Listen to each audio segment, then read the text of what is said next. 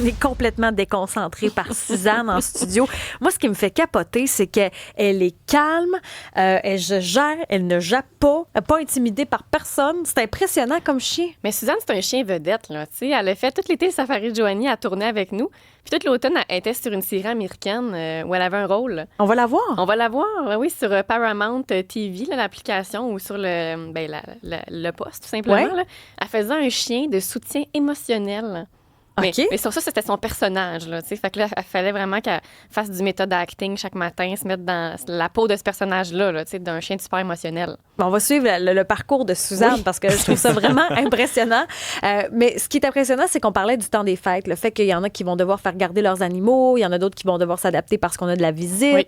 Puis il y en a qui n'en trouveront pas de gardien-gardienne. Puis à chaque année, c'est un sujet qui revient, puis je comprends pas vraiment pourquoi. Là, janvier va arriver, puis on va voir des articles pour dire que la SPCA déborde, que 560 animaux quotidiennement. L'année passée, en Estrie, il y avait des huskies, beaucoup de huskies qui avaient été abandonnés, toujours en janvier, comme le 1er juillet, finalement. Mais pourquoi? Bien, je pense que le mois de janvier, ce qui se passe, c'est qu'on fait l'erreur de penser qu'un animal, c'est un bon cadeau de Noël. Ah oui, encore? Oui, certainement. Ben voyons. Alors que, tu sais, s'il y a bien quelque chose qui est un mauvais cadeau de Noël, c'est bien un animal, là, tu sais, parce que c'est une vie, ça peut vivre très longtemps. On pense à un chat, ça vit presque 20 ans. Donc, il y a d'ailleurs Educazou aussi qui a fait des messages tout dernièrement, là, parce que eux, c'est beaucoup plus des animaux comme des lapins, furets, tu sais, des reptiles qui vont avoir des abandons. Ouais. Là, tu sais. Donc, de dire non, un hamster, c'est pas un bon cadeau de Noël. Tu sais, si votre enfant adore les animaux, c'est fantastique, là, mais il y a des livres, il y a plein de choses qui peuvent s'acheter pour éduquer. Puis si à un moment donné, on fait le choix d'adopter un animal, ça devrait être un choix conscient avec le parent. Les coûts, c'est parce que des fois, on oublie que ça coûte cher. Ben oui. Puis c'est pas juste le wow, tu sais, du 24 décembre, là, tu sais, comme tous les jours, il faut s'en occuper, il faut le nettoyer. Si on parle d'un lapin, la cage, c'est à chaque jour qu'il faut la faire, tu sais. Moi, jeune, je me rappelle, j'avais des cochons d'Inde, puis mes parents m'avaient vraiment, là, tu sais, expliqué que ça allait être un processus de nettoyage, puis j'étais super responsabilisée, puis je m'en occupais bien. J'avais 8 ans, tu sais, mais c'était pas un cadeau de fête, mais un cadeau de Noël, tu sais. Puis je me dis que ça se peut encore d'aller avec son enfant chercher un animal, mais c'est pas un cadeau qu'on fait le 24 décembre. Puis il y a beaucoup de TikTok qu'on voit ça. Hein. Ah oui, c'est comme encore? Le chien dans la boîte cadeau, un peu, le chiot, là, tu sais. Puis là, l'enfant ou le parent, tu sais, là, lève, puis le chien dedans. C'est sûr que ça fait...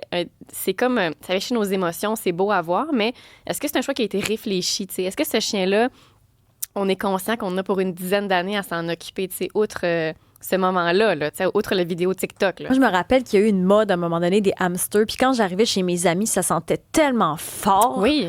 Parce que j'imagine qu'ils n'avaient pas assez la cage. Oui. Puis ça sentait fort, l'urine. Là. Mais toutes les rongeurs, là, ça sent extrêmement fort l'urine. Puis d'ailleurs, c'est drôle qu'on parle de ce sujet-là parce que j'ai écrit un livre depuis 1 an. Je suis là-dessus. Puis ça sort au printemps. C'est avec Bayard Jeunesse, puis c'est un livre sur les animaux de compagnie. Puis c'était un des sujets que je voulais aborder dans l'écriture de ce livre-là. C'était, moi, dans la vie, là, je travaille longtemps en clinique vétérinaire, puis des abandons, là, j'en ai vu des chats, des chiens. Donc ce livre-là, c'est Mission animale de compagnie. Et ça invite les enfants au fil des pages à découvrir est-ce qu'un chien, c'est vraiment pour moi? Ou peut-être que, par exemple, des poissons, ce serait adéquat à ce stade-là de ma vie. T'sais. Avoir le nombre d'activités que les jeunes ont, d'après moi, le poisson, c'est pas mal ça que tout le monde peut avoir. C'est pas mal ça, exact. Ou, tu sais, j'ai même une page sur les insectes, parce que, tu sais, un insecte bâton, un phasme, là. OK. Bien, pour bien des enfants, c'est en masse, là, tu sais. Je veux dire, surtout si les parents sont séparés, puis que le jeune est là 1 semaine sur 2. Tu sais, moi, je pense que... Une petite coquerelle domestique. Une petite coquerelle dans un vivarium. Mais j'ai des enfants, pour vrai, auprès de moi, qui ont des élevages, par exemple, de criquets, tu sais, qui font des petits bruits de camping la nuit, là. Oui. Et ça crée une ambiance le fun dans une chambre, là, tu sais. Des fourmis, on voit aussi un peu des fourmis. Ça se voit maintenant pour les enfants comme des mini-fourmilières où tu les vois travailler. Ou finalement, pour l'enfant, c'est plus... tu sais, un enfant qui aime Minecraft, mettons, là, c'est plus de construire un monde... Tu sais, de bâtir, de changer un peu les chambres ou la décoration de l'aquarium, par exemple, si c'est des poissons.